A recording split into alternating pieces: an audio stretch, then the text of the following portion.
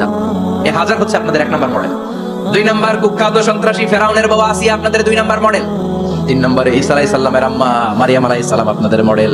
বিশ্ব নবীর প্রথম বউ খাদিজা আপনাদের মডেল। বিশ্ব নবীর একমাত্র কুমারী বউ মা আয়েশা আপনাদের মডেল।